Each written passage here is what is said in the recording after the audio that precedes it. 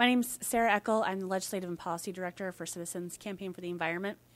CCE is an 80,000-member nonprofit, nonpartisan advocacy organization. We work throughout New York to protect public health and the natural environment. We want to thank both of you for sitting through this long day and holding this important hearing on waste and fracking. Too often, unfortunately, waste in all forms, related to drilling or not, and especially its associated infrastructure, is out of sight and out of mind.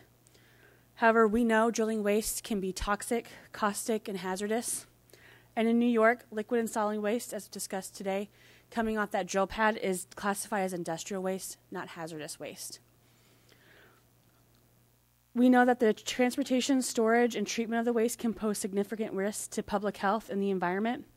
And unfortunately, New York's plan to deal with this waste is not clear. I would just like to say that, a lot has been talked about recycling and the benefits for that today. And just to remind you that with all those benefits from recycling, we're still not mandating that recycling, so we still have to figure out what to do with the waste coming off that pad, unless it's mandated. Talked briefly about drill cuttings in my testimony, but I think that's been covered extensively today, so I'm just going to skip down to production brine. The concentrated fluid that comes off of the gas well pad called production brine, due to Marcellus Shale's marine origins, we know that it's really high in total dissolved solids. Every day, 300 to 6,300 gallons of brine can be generated, and we need secure on-site storage and disposal for all of that production brine. A lot has been talked about Marcellus's marine origins and the total solid solids associated with that. Just also would like to remind you that this document doesn't just deal with Marcellus Shale, it also deals with Utica Shale and other shale formations. So one of the gaps that we're looking at in this document is the fact that we don't really know what constituents are associated with those shale formations. We really just talk a lot about Marcellus. The flowback fluid that comes off of the well contaminated with chemicals used for fracking and any contaminants from the shell itself. The combination of chemicals used is dependent on the specific geology and, of course, the company preference, as was discussed at length, that they have proprietary information and chemical formulas. Proper treatment and disposal of the liquid waste poses a great risk, and as we've said, current water treatment infrastructure cannot meet the existing demand and increasing treatment capacity for radioactive and corrosive hydrofracking waste.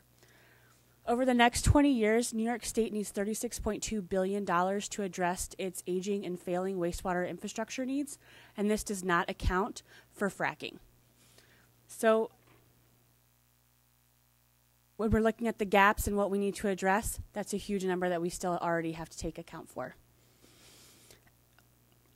The composition of flowback water changes over time, and this is from the DEC's document.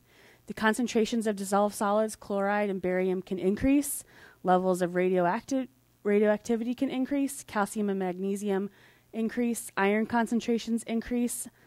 Sulfate levels decrease. Alkalinity decreases. And concentrations of metals can increase. The DEC attributes these changes to shale formations, frac fluids, and operations control. What it clearly demonstrates is that we need a waste disposal plan that accounts for the fact that this fluid composition is going to change over time. As discussed before, radioactivity in Marcellus Shale is a product of normally occurring radioactive materials. The DSGEIS includes well sampling from 13 conventional wells already drilled in New York State that are Marcellus wells. The production brine coming off of these wells all exceed, it's not true, 80% of them exceed EPA safe drinking water standards of 5 picocuries per liter. So we're already exceeding those standards now. We need to figure out what to do with this waste. The DSGEIS fails to identify the facilities that are going to treat and dispose of that liquid radioactive waste. And in addition to the high levels of radiation coming from production brine, flowback fluid is positive for radium-226 as well, with levels that range between 2.58 and 33 picocuries per liter. Radon occurs naturally as a decay product of radium-226. We've all heard about radon and the buildup that causes a lot of problems in homes. Radon exposure is the second leading cause of lung cancer, as mentioned by Dr. Steingraber. And from the National Academy of Sciences, 15,000 to 22,000 Americans die every year from radon-related lung cancer. Radon in drinking water causes an additional 180 cancer deaths annually. Almost 90% of those projected deaths were from lung cancer from the inhalation of radon released to the indoor air from water. About 10% were from cancers of internal organs, mostly stomach cancers, from ingestion of radon in water. Long-term exposure to radium can increase the risk of developing several diseases, including lymphoma, bone cancer, and diseases that affect the formation of blood, such as leukemia and aplastic anemia. External exposure to radium's gamma radiation increases the risk of cancer in all tissues and organs at varying degrees. And the greatest health risk from radium is exposure to its radioactive decay product, radon. As we all know, throughout New York, our local municipalities are taking a strong stand on dealing with hydrofracking. And it's pretty easy to understand why. Because the demands on our local infrastructure are growing. We're already facing huge infrastructure needs, as I discussed before. And to be able to deal with these upgrades, that's going to fall on the shoulders of our local municipalities. Pennsylvania's Department of Environmental Protection stated that oil and gas wells disgorge about 9 million gallons of wastewater a day in Pennsylvania. According to industry estimates used by the DEP, this is from a few years ago, but by 2011, that figure is expected to rise at least 19 million gallons, enough to fill almost 29 Olympic-sized swimming pools every day. That's more than all the state's waterways combined can safely absorb. I didn't know that even our water program people had any idea about the volumes that would be used, said Dana Ungst, who headed the head of DEP. We clearly need to know where this waste is going if they were dealing with such. Pennsylvania is blessed with a number of freshwater resources as we are, and they are having a problem dealing with this as well. So just a couple recommendations that I know have been mentioned already today. CCE also supports Senate Bill 4616, which would classify waste that comes off of the drilling pad as hazardous. And I just want to clarify one point. If it meets the state definition of hazardous, it's not going to just across the board classify waste as hazardous if it doesn't meet that definition. Another positive point is that it would deal with retroactively waste that's already being generated. So it wouldn't just deal with high volume hydraulic fracturing.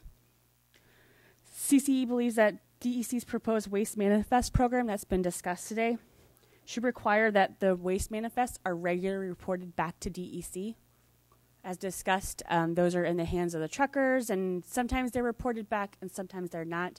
In order to make this process transparent and publicly accessible, we need those waste manifests to regularly go back to DEC regardless. CC encourages the legislature to prohibit the treatment of wastewater at municipal treatment facilities. I know that you've discussed this at length today. And we also believe that New York State should prohibit the use of toxic and carcinogenic chemicals. We all know that those chemicals are out there, and we have the power to stop them from coming into our state to be used. We should do that. And thank you again for the opportunity to speak today. I'll take any questions that you have. Thanks, Sarah. Appreciate it. I don't have any questions for you. I'm familiar with the Citizens Campaign and the topics, and I appreciate your testimony here today and submitting your testimony and focusing on those areas that, which is the reason why we had the hearing and to begin with. So I appreciate you being here today. Absolutely. Thank you.